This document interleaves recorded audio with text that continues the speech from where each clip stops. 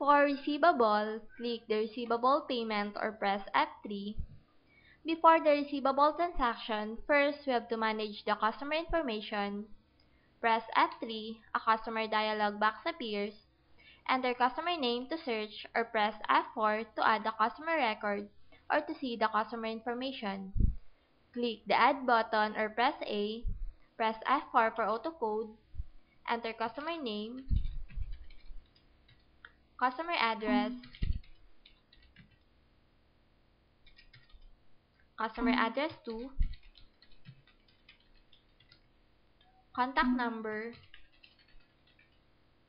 contact person, enter credit amount and credit limit.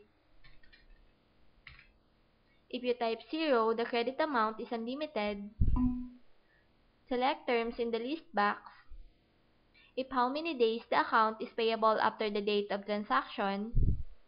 Select customer type if retailer or wholesaler. Press F4 or press Enter per company name. Choose company name and press Enter. Click the Exit button or press X to go back to the transaction. The customer name displayed. You can now start entering the product or item